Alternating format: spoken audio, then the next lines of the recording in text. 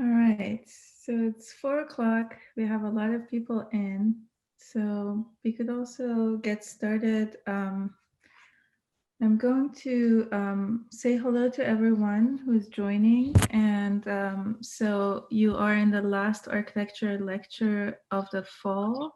I just want to introduce myself. My name is Pari Riahi, and I coordinate the lecture series for our department. And before introducing our guest tonight, I just want to say a few things. First of all, thank you to all of you all who are here and who are watching this last venue of the fall. This is a somewhat complicated and complex day, and so we appreciate that you could take the time and be with us. This semester with Lee Bay, we explored the urban landscape of Chicago. Then with Billy Tien, we reflected on the role of architecture in a tumultuous time. With the symposium, we thought about different connotations of exactitude with stellar panelists who shared their visions and their project with us. Later, we explored the significance of poetic language and architectural meaning with Alberto Perez Gomez. And this evening, we have the pleasure of hearing from our guest, who has been, during the length of her productive career, defining new types, prospects, and formulations for the architectural practice. But before I introduce her, I just like to say that it's important to acknowledge that in our tradition of forging bonds and sharing forums, this lecture is co-sponsored with our colleagues in the design building with the Department of Landscape Architecture and Regional Planning at UMass Amherst. Our guest tonight is Farshid Moussavi, who really, without any exaggeration, needs no introduction, but she's an internationally acclaimed architect and professor of practice at Harvard University's Graduate School of Design. She was also educated at the GSD, University College London, and Dundee University. She was the chair of the master jury of the Aga Khan Award of Architecture in 2004 and a member of its steering committee between 2005 and 2015. She was a trustee of the Whitechapel Gallery and the Architecture Foundation between 2009 and 2018, and since 2018, a trustee of the Norman Foster Foundation, London, and the New Architecture Writers, which focuses on Black and minority ethnic emerging writers who are underrepresented across design, journalism, and curation. She also serves on the academic court of the London School of Architecture. In her practice, Farshid Moussavi architects. Moussavi's completed projects including the Museum of Contemporary Art in Cleveland, La Folie Divine, a residential complex in Montpellier, a multi-tenure residential complex in La Défense in Paris, and the flagship stores for Victoria Beckham in London and Hong Kong. Previously, she was the co-founder with Alejandro Zarapolo of the London-based architect Foreign Office Architects, where she co-authored many award-winning international projects, including the Yokohama International Cruise Terminal, the Spanish Pavilion at the Aichi International Expo, London's Ravensbourg College of Media and Communication, and the Leicester John Lewis Department Store and Cineplex. Moussavi's work is rigorous and is simultaneously curious and playful, attuned to firmament in the arts and the society she works in, and yet not always completely conform to.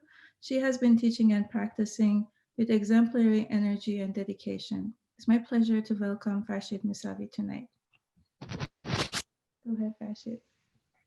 Thank you, Pari. Thank you very much. Thank you for having me as a guest in your series. Thank you also from me to everyone who's joined. It is a very important and a very special day. And I think Pari didn't mention that when we arranged this lecture, we didn't really put two and two together to know that, to realize that today was election day. Hopefully will be a good distraction. So thank you from me. Do you, Pari, should I just share my screen? Yes, please. Yeah, please Okay. share your screen.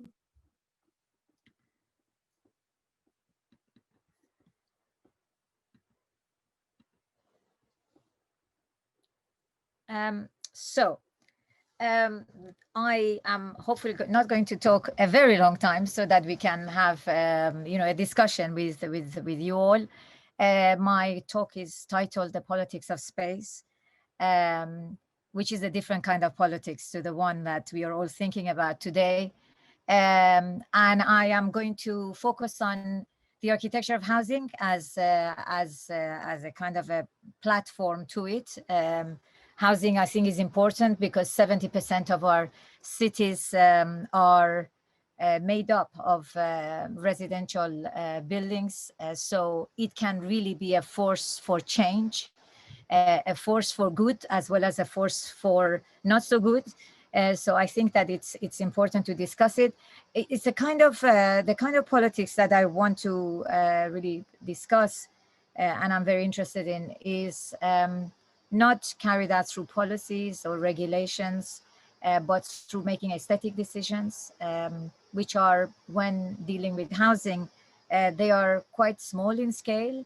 But I think what is really important or significant about them is that their small scale is connected to very, very large consequences that actually starts to touch upon the larger politics that other people enact or instigate through regulations and policies. We architects pursue them through making aesthetic decisions. So let's just use this slide as a way to perhaps focus on that scale. Now, the asymmetric position of the window in this room is a political decision. If this window is asymmetric, so it provides an area or in the room which is darker, and it benefits from intimacy. So a bed can be placed there to enjoy from intimacy as well as privacy. And the user of the room has the option to put a table or a chair by the window in parallel and enjoy reading a book, for example, or just looking outside the window and enjoying the view. Now, the user doesn't have to do these. There is nothing stopping the user to put the bed right in the middle or even by the window and be exposed to the exterior. But had the window been placed centrally along this wall, there would be only one option. I think this illustrates that architectural decisions such as this are political because they open possibilities that would otherwise not be there in the absence of making those decisions. So if we look at a residential block, it's made out of all these various elements that you see here: the structure, the vertical circulation, the party wall, the floors, the communal spaces, the balconies, the external envelope, entrances, etc. The architecture of the block is the assemblage of these elements. And this assemblage allows these elements to perform or act both independently or together to create certain possibilities that would otherwise not be there, as I mentioned. So with this kind of scale in mind, let's look at the two residential projects that we have completed in France. The one on the left is the Nanterre block in Nanterre-La Défense, just on the edge of Paris, let's say, center of Paris. And the one on the right is in Montpellier, in the south of France. The Nanterre block is, as you see, is in the midst of quite a mixed fabric, and there are two cemeteries either side, so one here and one there. It has to really kind of define its own limits and the fabric that it would kind of respond to. The one on the right is on the edge of the city, and it is surrounded by quite a lot of greenery. There is a park just off the picture, and you see this kind of quite a large area of green. Now, I'd like to use this to discuss, as I said, the assemblage of these two projects with some of the larger issues of our time. For example, diversity, or as an issue of our time, how to accommodate diversity, how to address inequality in cities, how to accommodate change or the unpredictability of contemporary reality, how to nurture the value of nature in urban life. So these are like big issues, and I believe that architecture through its small instruments, can really explore and instigate these concerns. So to begin with, let's look at the issue of diversity and the kind of people that might live in our two blocks. We obviously, as we design them, we don't know who is going to live there. However, I think it's important to take into account who might live there. So here we have Meili and Philip, who live with their 6 children in a 3-bedroom flat. We've got Dominique, who lives alone in a small studio apartment. We have here Emma and Mark, who, despite their age, support each other and live alone together. This is Laurence, a single mother, who shares custody of her children with their father, so the children live with her. Here we have Farida, of Algerian origin, who lives with her husband and 5 children in a small apartment. There is no space for furniture because of their number, so they have to sleep and eat on the floor. Here we have Madame Dupont, who moved to Madame Gaillard's apartment about a month ago, perhaps, and does light housework in lieu of rent. And here we have Loic and Muriel, a husband and wife who host a refugee from Guinea in their apartment as a member of their family. Now, it's clear that all of these households, which are emblematic of households that we would find in any major city, have very different needs, and yet mainstream housing, the housing that is kind of still being produced in cities, subject this kind of households to the standard apartment, so they all have to somehow fit into this standard kind of set of conditions that are provided. One of the standards of the modern apartment is the day and night split, which simply doesn't work for most people. So we can use this apartment, which is of Celine, a friend of mine, who lives in this apartment with her husband, her own 2 children from a previous marriage, and also 2 children of her partner from his previous marriage. There is obviously not enough bedrooms for them all in this apartment, so they have installed a kind of a partition, which you see here, to subdivide the living room so that they would gain an extra bedroom. It's kind of just a small scale example of how, you know, some people want more bedrooms, some people want less bedrooms. It's, you know, the sizes allocated to each, you know, whether you want a kitchen at all, whether you cook at all, or whether you want a large kitchen. These are all,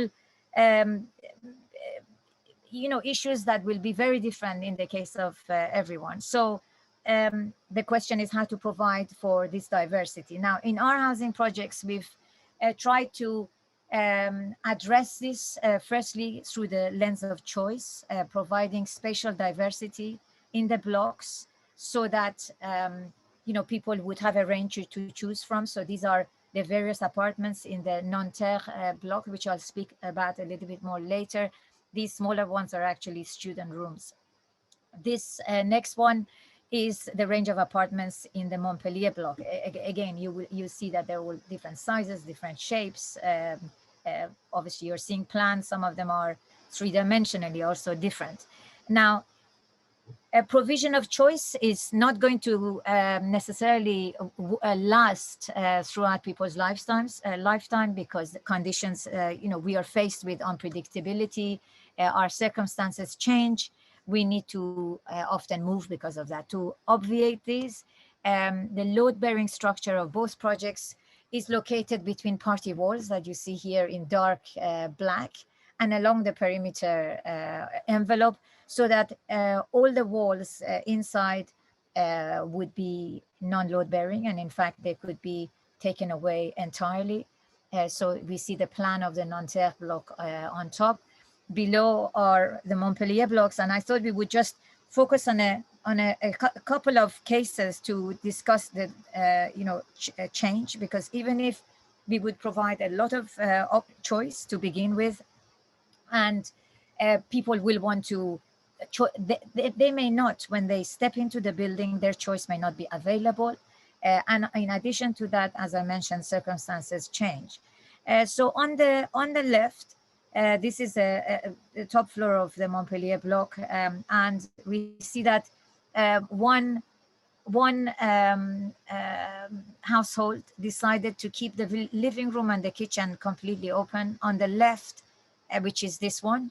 And then on the left, the other decided to actually subdivide the living room with this kitchen element, and separate the kitchen from the living area. These are small changes, but it's only because there is no structure within the apartment that these options are possible. Now on the right, we see this is now half of one of the lower floors, and uh, these apartments are designed and let's say sold off plan, which means that before the building is complete, the prospective inhabitants can come and place a deposit down, and to secure their choice, and then they can ask for walls to be moved according to their needs. And since the building, both buildings are quite flexible, there is more possibility because of that. Now, we had one family who bought two apartments next door to each other, and they asked us to, rather than this, which was the original kind of scenario plan, they asked us to provide bedrooms only in one, and to leave the other completely empty as a living area. Now, which we obviously did that for them. Now, something must have happened after they bought the apartments, and just before they moved in, they put both apartments up for sale, which meant that whoever came to buy this apartment ended up with just bedrooms and no living room, and whoever bought this ended up, actually kind of inheriting a loft condition. But of course, because of the resilience of the building, it's a matter of just either putting up walls or taking them away. So it just shows that how change can kind of is part of the nature of a residential building. Now, we have recently been hit with a kind of a very unexpected and huge change in less than 7.5 months. We've all had to adapt to working at home, and our homes have also become, for many of us, have become also the places where we learn, the places we work, the places we give talks, and as a result, we can see how in a short amount of time the home today in 2020 has gone back to looking very similar to the home in the 1900s, the home of before the Industrial Revolution, before the invention of the model kind of housing. And it has added another layer of, if you like, complexity and the need in the sense of the requirement of further spatial diversity. It raises the question, can a residential block allow people not only perhaps work within home, but maybe beside your home, or perhaps on a different level in the block, if we want to really allow all kinds of work, not just professionals who work with a laptop, but also perhaps a blacksmith, or someone whose work is very much dependent on interface with the public and could benefit from the work not being within home or just kind of below. It's just added a whole set of new possibilities and actually exciting ones, that as like buildings could have the potential of becoming mini cities. Now, I've been discussing on the issue of diversity and how having diversity means, how do you provide that? We can provide that through providing spatial diversity, and provide choice to the residents, how we can make these apartments reconfigurable so that people continue to have choice, so that they won't have to move, so that we can allow them a longer to develop longer sense of attachment to the neighborhoods that they move and they kind of live in.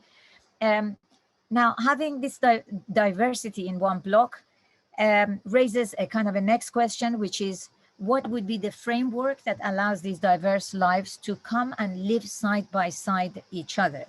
This is a question that has preoccupied a lot of 20th century structuralist thinkers.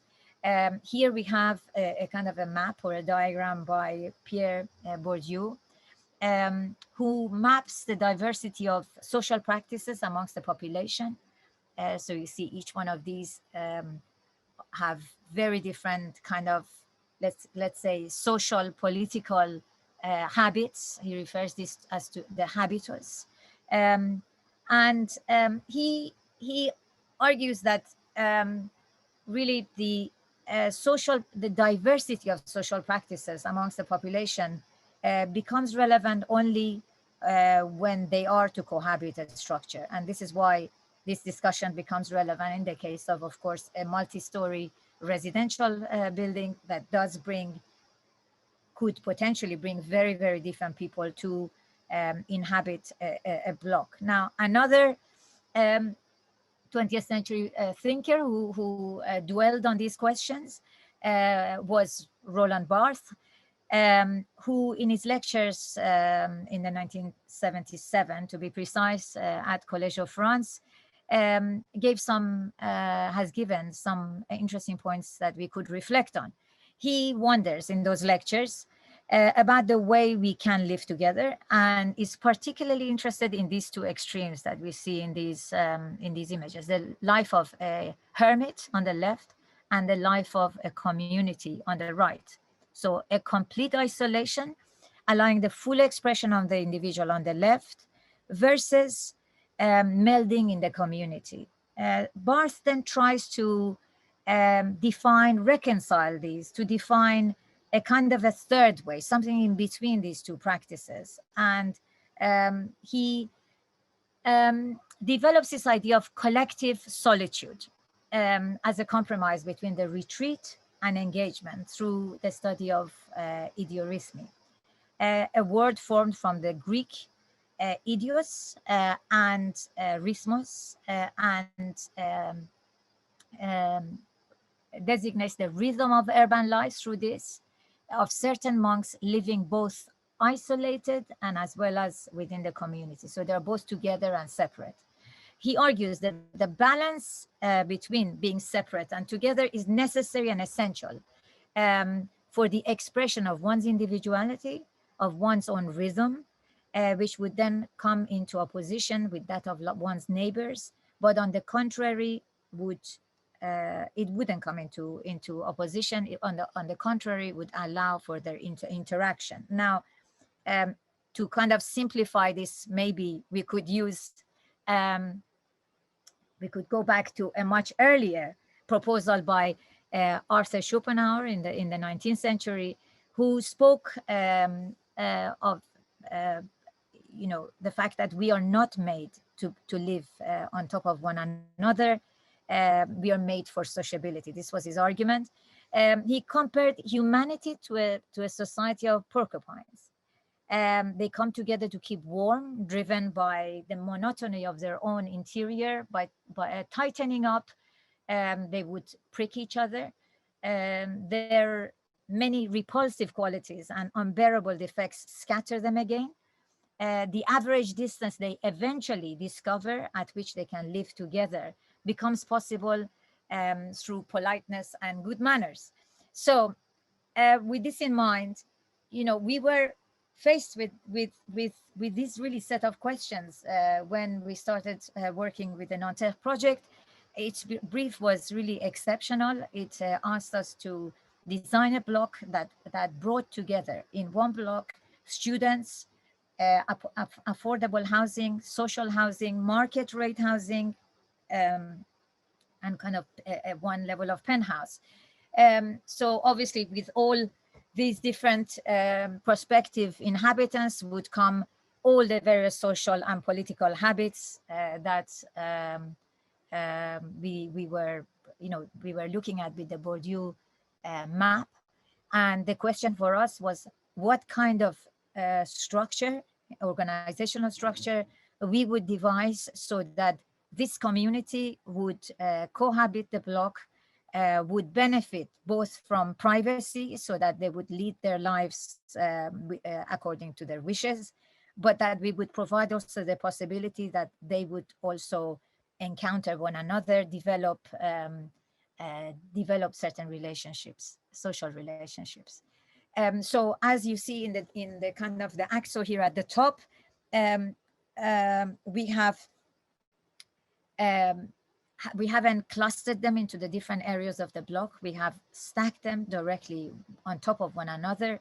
And we have done that because in parallel to that, the block is not arranged with the typical kind of central corridor, which would be usual in a long slab. We have organized the apartments so that each two of them would share a stair and an elevator, in effect sharing only a kind of a small landing, so that their unpredictable comings and goings and their different habits would least inconvenience each other. In parallel, this arrangement creates these kind of double aspect units so that the units would have contact with the urban space, with nature at both ends. They would have outdoor spaces at both ends, which we will look into in a minute. But what this combination of stacking the different inhabitants and pairing them around these cores creates is that as they share their common uh, elements, common spaces. So that's all the way from the entrance of the building to the lobby, to the lifts, to the kind of the small landings. They encounter people sometimes similar to themselves and sometimes very, very different. And this is when the whole discussion of, I think, the social comes in at a very, very different scale. I'd like to argue that, social interaction doesn't necessarily have to happen in a kind of an open space that we call a square or a plaza, or a kind of an empty space that is devoid of activity and only social encounters will happen. In a building that we share with other people, the possibility of social encounter is everywhere in those spaces and elements that we share. So, for example, the entrance of a building is one of those kind of moments when you're entering or exiting the entrance doors. Who has the right of way? Do you wait for your neighbor? Do you slam the door at them? How long do you open the door? And we've developed, of course, it varies from culture to culture, but we've developed all kinds of, let's call them etiquettes for how to actually live together in these kinds of situations, how to be, you could say, kind of considerate. Now, another one of those elements is the lift.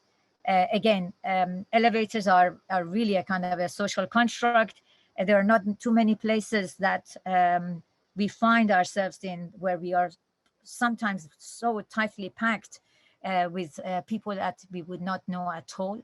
Now, again, elevator manners or etiquette is extremely different throughout the world. I know that when I was living in Japan, I found it so very different to what I was used to. And sometimes it's important to know, normally in maybe in the Western world, that when people coming, we are all trying to find our space and we kind of go away from each other to to delimit our own space in this tight space. Opening an elevator door, who presses the button first, whether you press it for someone who's coming and you don't know them, are all things we need to negotiate and navigate through as part of sharing spaces with other people in a certain block. You can see on the right, this is one of these older elevator doors where you have to actually close the door. It doesn't automatically close. And how leaving the door open, being perhaps forgetting or being careless, could upset others in the building, inconvenience them, cause tensions. These are part of living in the same block with other people, and they all emerge as a result of actually architecture. These are on the left diagrams I found of how people normally stand in an elevator, and we see on the right that with the current pandemic, we've soon adopted completely new habits of how to cohabit an elevator. Now, in the case of our Nanterre block, the lobby has been designed as quite larger than was necessarily needed, and it's double aspect, so views at both ends. We have designed a built-in not desk, built-in table with some benches around as a kind of a prompt that perhaps the inhabitants could use this as a kind of a place to encounter, perhaps as a place to work, perhaps as a place to meet. As architects, we cannot tell people what to do, but we could do these prompts or create these possibilities. And so the table was a prompt, and we've learned since then that, for example, Zark, who is one of who you see here in the photo, and who is one of the inhabitants, she often has meetings with colleagues there. She finds it convenient because she says it is quiet, but also it avoids her to have to tidy up her apartment when she wants to meet a colleague, and she finds this space useful from that point of view. We could look at the doorbell, as another one of these perhaps social elements of buildings. We've learned that you press the bell for about half a second and you let go, and you then stand back a bit and you wait for your neighbor or friend to respond. If you press it for a bit longer than half a second, the person inside will probably think that we are being hasty, and we are rushing too much. So these are, again, just to show that all of these different elements of the building have developed so many different social codes and habits that we take often for granted, but that it does mean that whether the door of a residential building is pivoting or automatic, whether the lobby is large or small, whether there is a table in it or not, the lift, the size of it determines how close or far people would be in it, etc., etc. That buildings are social in these ways, and that they're the social is intertwined in them. It's inseparable from them, and that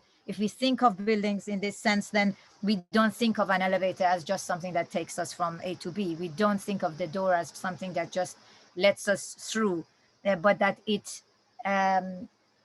opens all these kinds of social possibilities. Now, I know that in the case of our Nanterre project, residents reach out to each other because they are a kind of a diverse community. They reach out to each other to benefit from each other's kind of complementary skills, and the building therefore has developed a kind of a social capital. Of course, they also I think are connected through Facebook, as you see here on the right. The digital is an extension of this building, and this Facebook helps these people kind of communicate. And I think that this is something also good to keep in mind that buildings extend, beyond themselves through the digital. Now, when we were thinking of how to design the kind of the exterior envelope of this building, we had the question of equality in mind, and decided that all the different apartments and the student rooms would be given exactly the same envelope, so that it would be impossible to locate one room or one apartment from another. As you see in this image, the building has a kind of a scalelessness about it.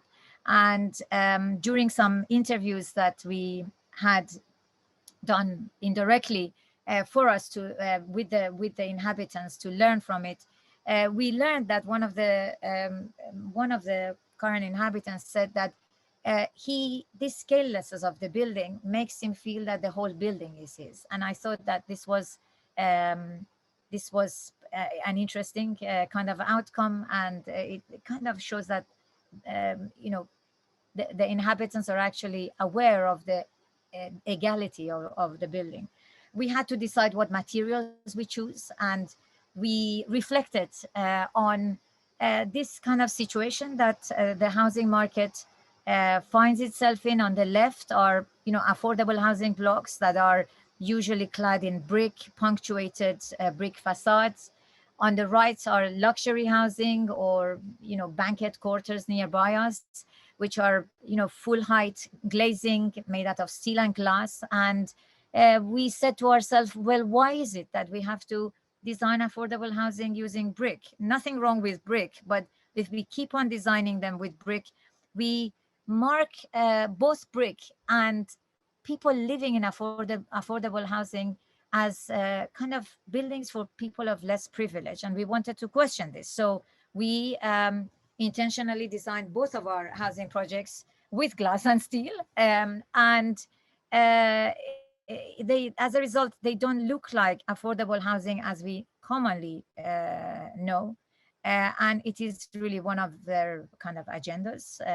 You see it here in the case of the Nanterre block, and here in Montpellier. Now, we could perhaps, as to end this series of reflections of big issues explored through the scale of housing, discuss nature, how buildings could put people in contact with nature. In urban contexts, that could develop an appreciation of nature. Both the Nanterre project and Montpellier have plenty of outdoor space for each apartment. In the case of Nanterre, each apartment, the apartments go through the block. They have a balcony on one side and a loggia at the other side. And some of them are single height.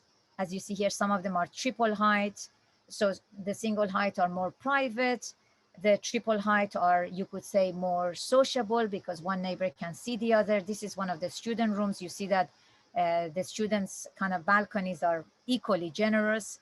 And the balconies are different to the lodges because they don't have shutters, and therefore they get a lot more light, and therefore you can, have plants there that light can reach them. Here is looking at the lodges from outside. And then here, this lady is standing by the edge of the shutters looking out. These shutters are sliding. Then if you look, kind of turn your head, the dividers between the neighbors are kind of glass with mirror backed. They project views of the exterior onto each balcony, which is unique in each case. So an element which would be a kind of a barrier is made into a kind of a space that expands through these kind of reflections of the context. If you turn your head, then you see to the inside. And then if you turn your head more, you see right the way through the apartment to the balcony at the other side. So the apartments benefit from a lot of exterior continuity. And this is Philip, who owns one of the flats in the apartments in the building. And in a recent interview, and I'd like to now quote him, he said, to live here is to have a feeling of freedom, of light, first of all, because the windows go from floor to ceiling, and because of the dual aspect nature of the apartments. You never have the same view, never the same light, and it gives a feeling of the day unfolding. The fact of having several points of view during the day, when the weather is nice, I can have 4 moments: breakfast, lunch, evening, etc. I have never I am never in the same place during these different moments of the day. And during the lockdown, it has been very useful to be able to move from one place to another. The fact that it is dual aspects, you can feel the wind and the shutters moving, you have the impression that you're moving forward. My grandchildren think that it is a house with a garden, but without a garden. You feel like you're outside when you're inside. I enjoy the kind of the feedback, because, you know, as an architect, you can speculate and speculate, but when you hear, of course, they have, you know, each of them have some other concerns, like about less bike storage, etc. And the purpose of the interviews were really to learn what doesn't work, but it was great to hear what also works. Now, in the case of the Montpellier block, and I see that I have 2 of these balconies repeated. So there are these 4. There are 4 balconies. They are generous in size. They provide panoramic views of the exterior. Some of them are single height. Some of them are triple height. So the single heights, again, are more private. The triple heights are less private. And the single heights are provided with a curtain that allows the residents to transform them, um, to close these spaces and to transform them into a kind of an outdoor room. The balconies have a hose, you can just about see it here, so that, you know, you can keep plants there. But also one of the inhabitants asked us to reinforce his balcony because he has installed a jacuzzi. Well, why not? Because the balconies are extremely private, and he can also have the curtain drawn if it is a little bit windy. This is Gia, who also lives, you know, here in this building. And, you know, she and her partner found the balcony extremely useful during the lockdown as a place to kind of exercise. Now, in the discussion of how buildings can nurture an appreciation of nature, how they can increase, kind of enhance the biodiversity of our cities, etc., I think it's not a closed subject. Of course, we could introduce soil and have trees on these balconies. There are pros and cons to that, and I will leave that to the discussion if you'd like to discuss it. I'll end my presentation now. Thank you so much, Farshid. This is very nice. Thank you for sharing your recent work with us. And also, we're delighted that you were open to the idea of a conversation, and also just want to mention it to everyone who is joining us, probably for the first time, that you can start typing your questions in the Q&A. I will just start asking Farshid a few questions to warm up the floor, but then I will be reading your questions to her, and hopefully she'll be able to answer some of them. So let's start with the beginning. You started with a very complex project, your practice, the Yokohama. And unlike many who start with much smaller projects and build up, you kind of started with a mega project. And so I just wonder what kind of effect this has had on your practice now that you go and do housing or other types of buildings. How has this affected your practice? I guess as a simple opening up question. Sure. Um, well, starting with a very large project when you're very inexperienced makes you learn very quickly and makes you fearless. So I could say I feel I could do any project. after going through that experience. Having said that, every time you meet, every time I meet still a client, you still have to um, prove that you can do it. So I would say, how has it has, I think, given me experience, given me a certain confidence. Um, um, but it doesn't necessarily make it any easier today, I would say. I could answer it in a different way, that I actually think that the scale of the project doesn't necessarily make a project more complex. I think that the Yokohama project was a very complex project because it was in Japan, because of the nature of the project, because we made it complex because of the project that it was. But a larger project could be simple, and a smaller project could be highly complex.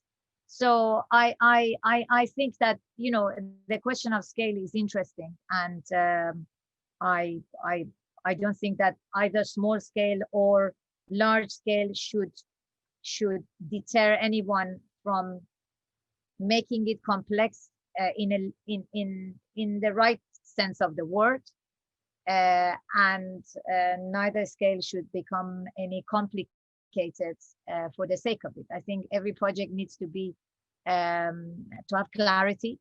You know, and I think we are looking for clarity all the time, whether the project is small or large, but also making it rich and do many things at once. Great. Farshid, I'm getting some comments. Some people are asking that maybe if you stop sharing your screen, they can actually type in question. I don't know if that's the case or not, but great. So this is really nice that you talked to us about the housing. And so I know that you have been very much settled in the French, and in particularly the Parisian project has been both very complex and very rewarding.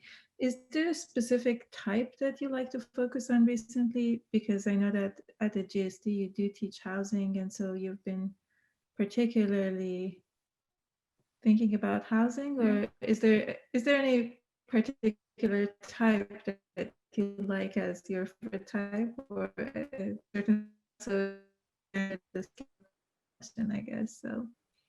No, You go to the type that ideally, I mean, I prefer not to specialize, because I think you learn from one kind of project and you take it to another.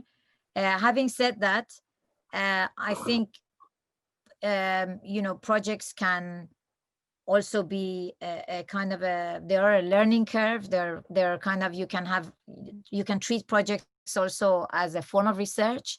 And so I do enjoy the fact that we have done, you know, these housing projects, and now have new ideas for how to do another housing project. Now it's, I mean, if we look at what I've taught since at the GSC since 2005, uh, actually it has changed enormously. And it's I have a position which is called, you know, professor in practice. So I try to take issues that are perhaps urgent, or let's say interesting, to explore, you know, at the school, and kind of bridge between the two kind of realms. So I started that looking at retail projects, and that was in parallel with my kind of ornament research. We looked at airports for a while. We looked at tall office buildings for a while. We have looked at what have we done? We've looked at museums, the Contemporary Art Museum, when I was working on a museum at the office. And, you know, housing is one of the, or if not, well, it's definitely, you know, after climate issues, the most urgent issue of our time. So I'm kind of excited and interested in, you know, um, digging my hands and teeth into it and seeing, you know, what we can do and what ideas we could develop. It's about that. It's not really about specialization. I hope that we will overcome all our housing concerns, and we can go on to something else. Hmm, interesting. So the next question is a little bit about the practice. And so since you have started your own practice, a lot of things have been shifting in architecture. New media has emerged, more and more women are practicing. There's a lot of change in the landscape of architectural profession that has been in a way kind of synchronous with the years of your practice. And so I wonder, some of them might have been synchronous, some of them might have been pressures that you had to work against. And I just wonder if there's specific challenges or silver linings that you have faced in your practice, which has been both extremely productive and fruitful. So would you like to talk to us a little bit about that? Well, challenges are, you know, uh, at different scales, daily and um, frequent. Running a practice, and the kind of work that I'd like the practice to do, is not necessarily something that attracts, I think, mainstream clients, which means that by Mhm. putting the work of the office in this kind of position, um, it kind of limits also the kind of work that the office can attract. But I think it's a decision that I'm very happy with, because we wouldn't want to work with clients who don't want to partner with us in questioning architecture. So, and really use it to forge change, let's call it. um so I think on that front is a kind of a dilemma, and it's a constant, because what I really enjoy doing is doing the work rather than looking for the work. So, and I think I can imagine that when you run a business, it comes with it. It's not something I have this other set of things that I need to think about, other than thinking about ideas and about practice and about people. And it's also a business. On the issue of gender issue, I don't necessarily see that there are more women in practice. I don't feel it. Um, uh, I haven't seen a significant increase. Of course, at school it's great, because there is a kind of a balance. And when I went to school, I I didn't think anything unusual about being a kind of a female and being in a male profession. That's not the environment of school. And when you leave, yes, that hits you.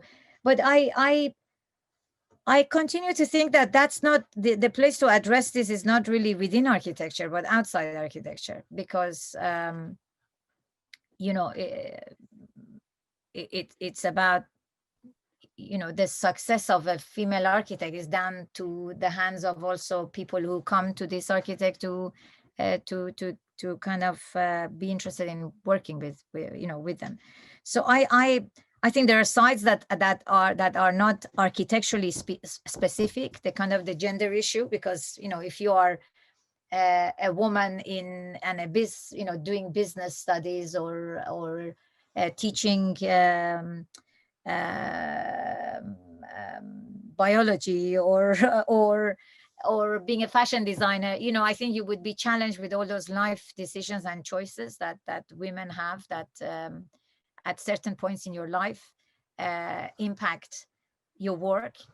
And I mean, I'm not actually that worried about those, because I think I've managed to do them, and I'm no superwoman, and I had no super resources. um, but I think that I think that the things that continue to I think produce setbacks for women are I think that they are outside of the field of architects, is to do with all the other people who would work with the architect. And well, I mean, things are changing. I haven't given up hope. It's certainly too late for me, and probably most people are listening, so we go forward. All right. So let me ask you another question. With your books, your publications, there's always been an attempt to be very methodical with classification, with documentation, typologies, organization of things. And in a way, your architecture is also completely transformative. It challenges typology at times. It sometimes acts outside and as a surprise to those kind of very disciplined, rigorous investigations. So I guess, and it's a leading question. So I assume that the two of these things kind of feed each other. But I just wonder, when you start a project, you want to talk a little bit about how these two sides inform each other. There's always a theoretical, there's the teaching, there's your creative practice, and in a way they all kind of cohere together. But um, when you start a new project, do you start from a specific place that you know? Do you start with the categories and the classifications, or do you really start from a moment of inspiration and build up? I think we start by assuming that we don't know. Mhm. I mean that literally. And so we try to get to know. We try to get to know what the building is meant to be for, what you know people who the building is for think it should do. We try to familiarize ourselves with,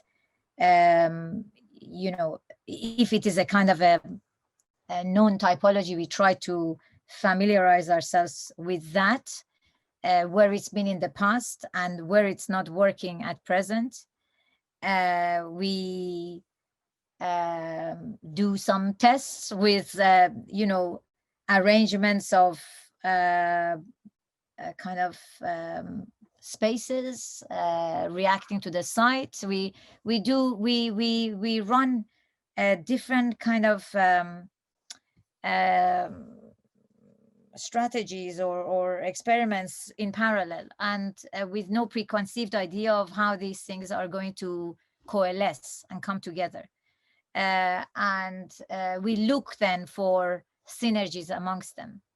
And things like deadlines and presentations force you to bring them together and not just keep them apart. And they become moments of reflection when we stand back and look at it and say, well, what are the potentials here? And then you get feedback and sometimes criticism, and you go back. And so it's a kind of we treat projects as a search for what the project is, and we assume that we don't know until we know more. And yeah, we are in that sense, go back and forth between being kind of, if you like, projective, reflective, reactive, and the projects evolve over time. And if you look at the project's history, you'll find that they've gone through a lot of fluctuations until they've kind of settled somewhere. So in that sense, well, I think that this is the way we try to find kind of a new angle. Buildings don't need to transform entirely. Very rarely they are entire. So there will be always some conversation to ways that it's been done before, and how then we can create certain shifts. And that's why I like the idea of precedents. And you mentioned the books. It's to treat architectural history as precedents. It's to, treat or kind of acknowledge that there are things that kind of transcend uh, from any one building, that are, kind of a set of ideas and practices that may have come about for different reasons and for a different place, but that they can transcend and transfer to other sites and be the beginning of other projects. And so that's why the function books, you know, to a high degree abstract the original projects. They draw them in the same way.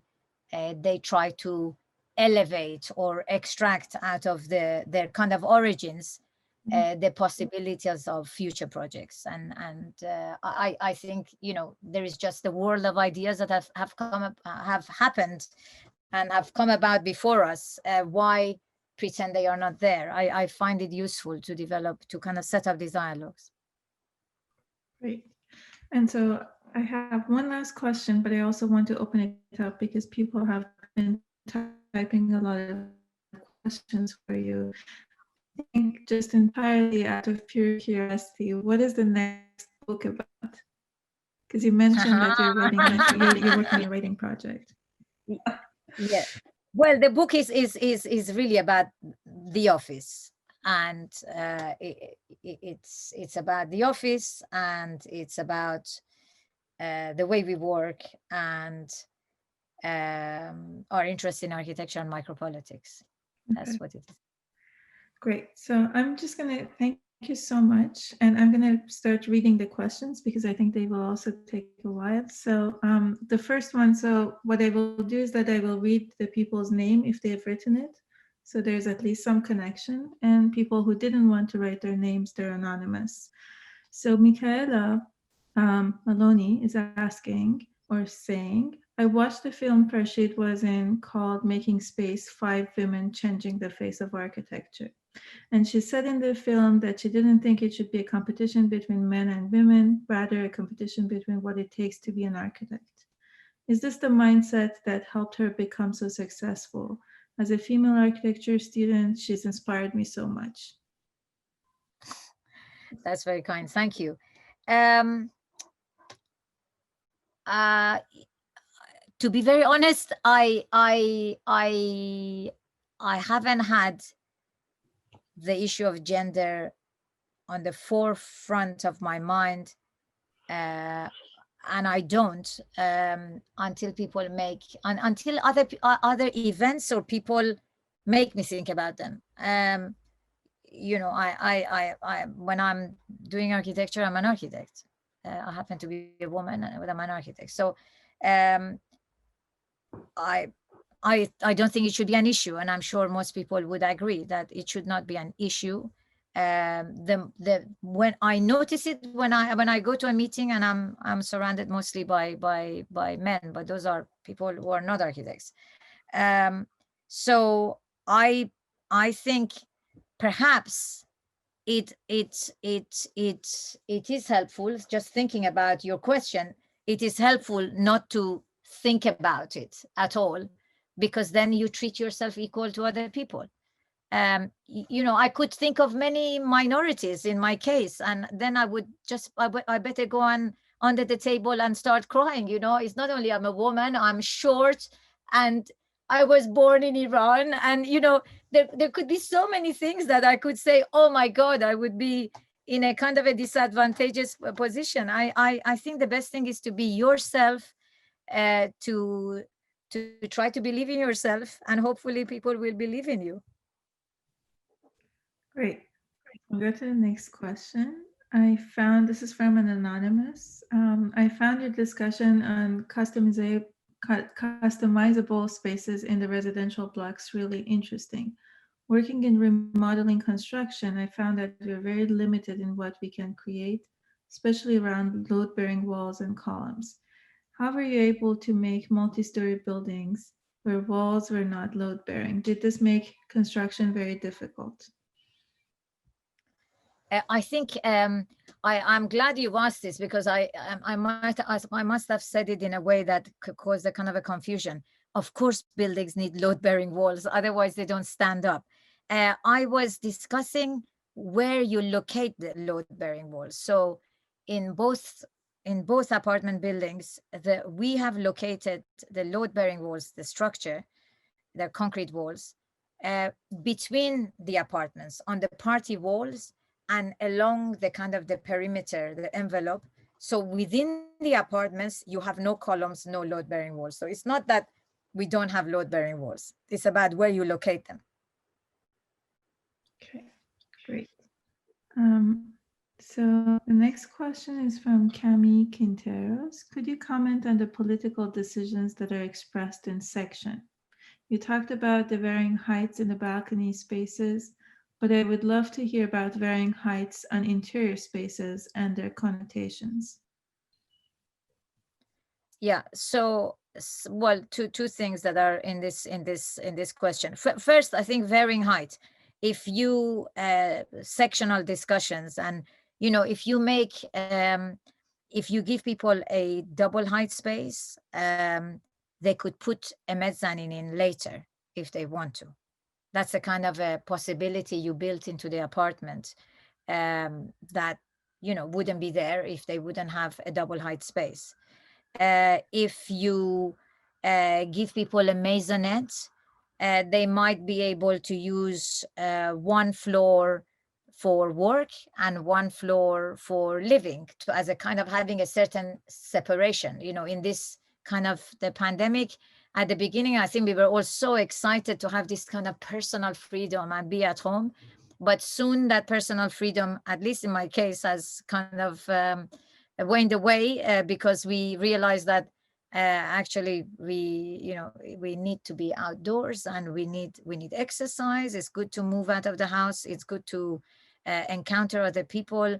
We are social beings, and having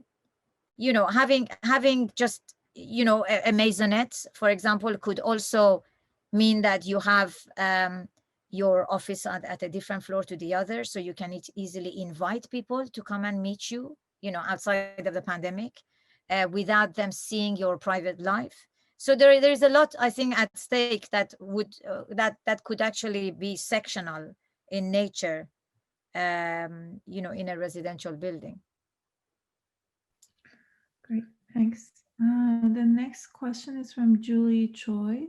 Does the bigger picture, in parentheses, idea usually inspire the smaller details, or is it the other way around, such as the Montpellier block? I'm fascinated by the curves of the facade and the fluid balcony it results in. Yeah. Well, first of all, we as I mentioned earlier, we don't have a script for the projects, and they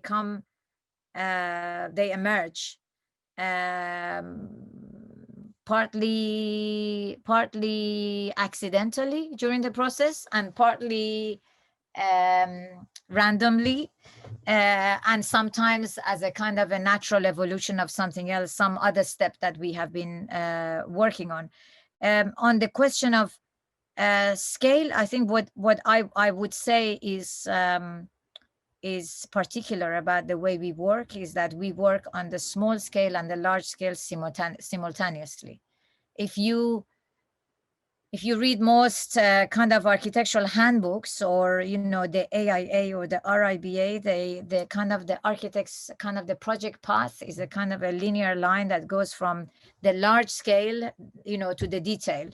Well, we haven't found that in reality that's kind of either possible or very interesting, because in my talk I was trying to argue that in the small scale there is a lot at stake in it.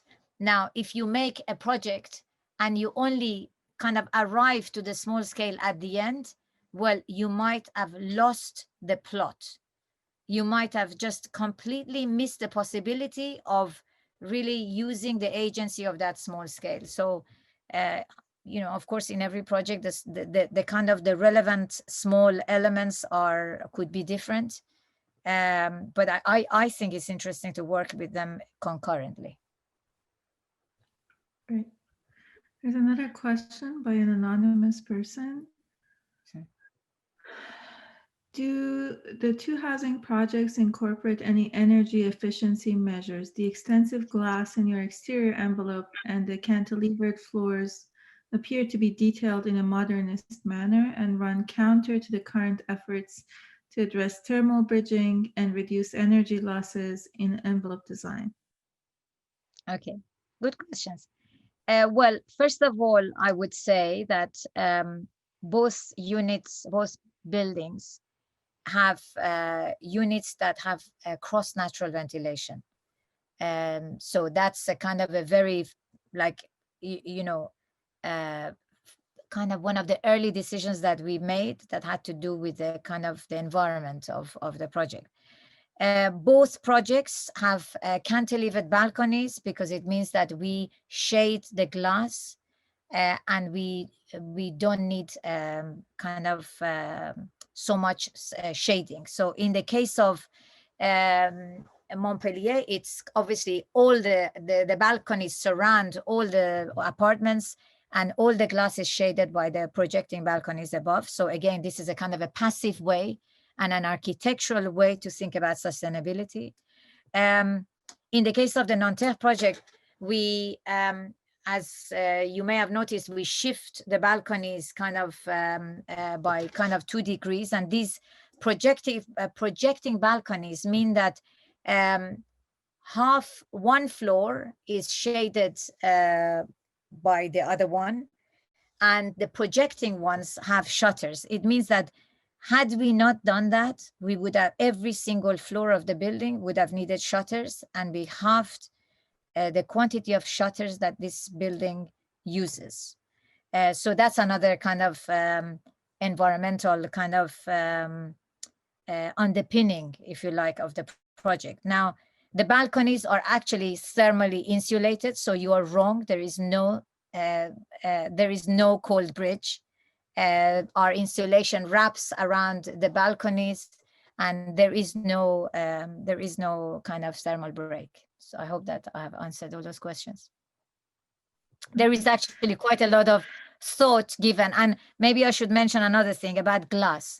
So in Nanterre, it looks like it's all glass, but as I mentioned to you, we have structure along the envelope. So actually 50% of what you see as glass is solid, but it's clad in glass for the kind of the architectural effect of trying to project kind of views of the exterior onto the building, for making the building feel weightless, to to emphasize kind of horizontality rather than verticality, because we are next to the grand axe, and the grand axe is a kind of an axial kind of horizontal space.